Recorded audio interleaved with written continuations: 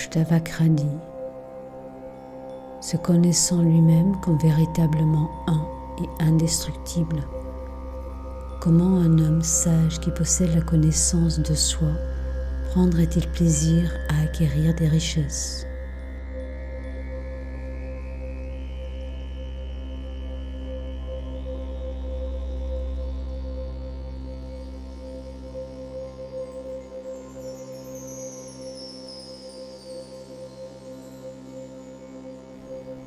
En vérité, lorsqu'on ne se connaît pas soi-même, on prend plaisir dans les objets de la perception erronée.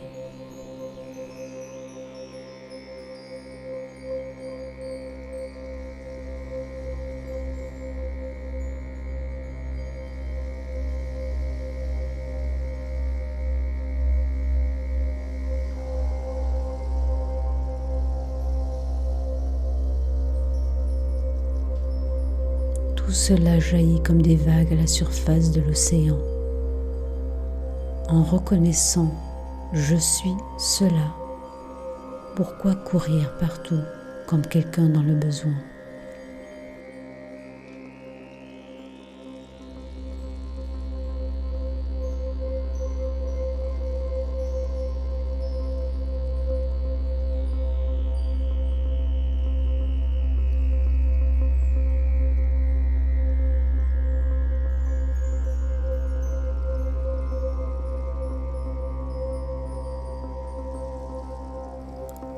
Après s'être entendu dire que l'on est la conscience pure et le suprêmement beau, ira-t-on convoiter les objets sexuels méprisables ?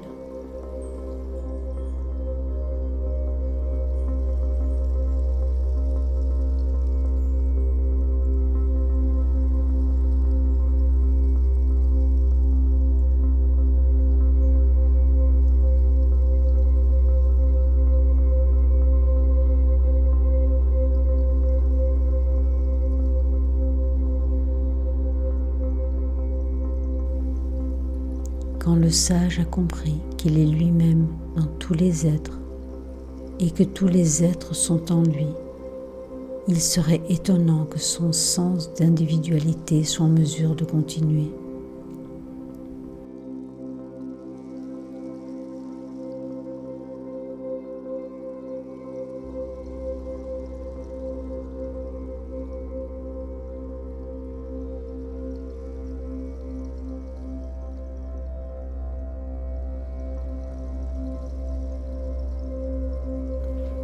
Il serait étonnant qu'un homme qui a atteint l'état suprême de non-dualité et qui est déterminé à recevoir les bienfaits de la libération soit toujours sujet à la convoitise et attaché à l'activité sexuelle.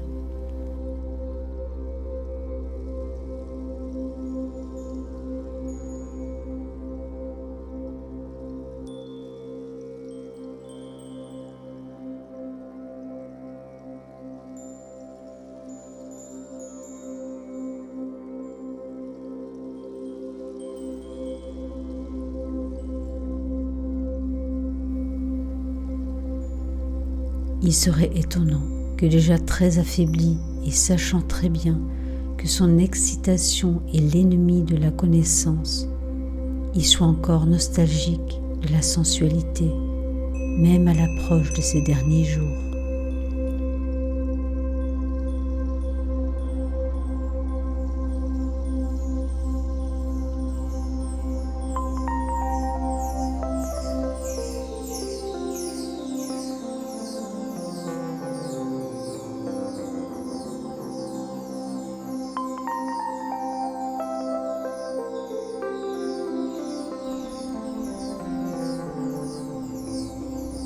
Il serait étonnant que celui qui est détaché des choses de ce monde ou du suivant, qui différencie le permanent de l'éphémère et qui souhaite ardemment la libération, ait toujours peur de la libération.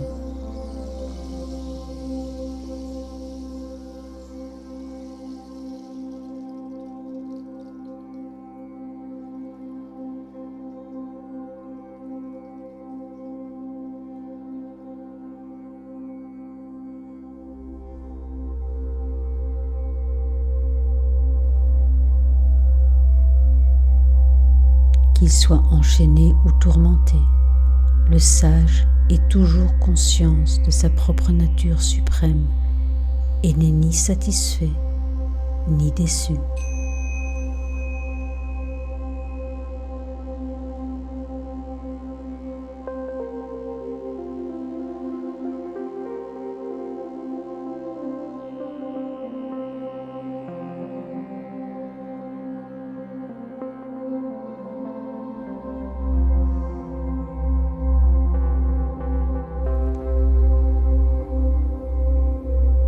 La personne dont l'âme est grande voit même son propre corps dans l'action, comme s'il s'agissait de celui d'un autre.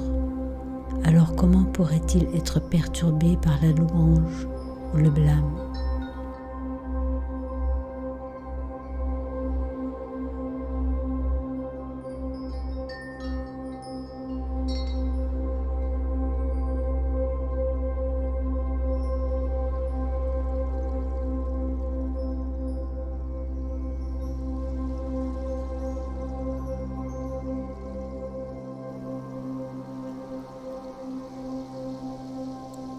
Comment l'âme forte, qui en voyant le monde comme une pure illusion et en étant dépourvue de tout intérêt pour lui, pourrait-il ressentir de la peur même à l'approche de la mort ?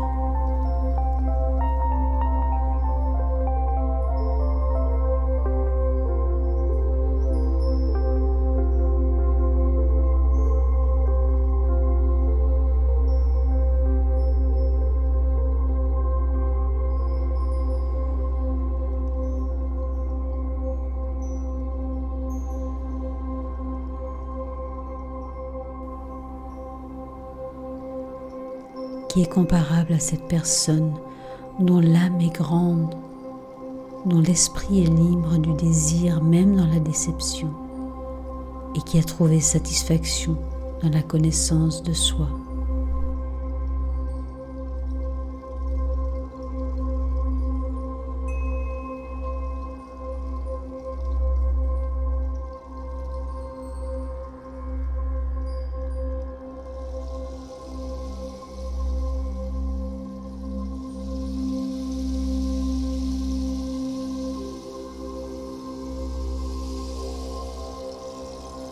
Comment celui dont l'esprit est fort, qui sait que ce qu'il voit n'est rien par nature, peut-il jamais penser devoir se saisir d'une chose ou devoir en rejeter une autre ?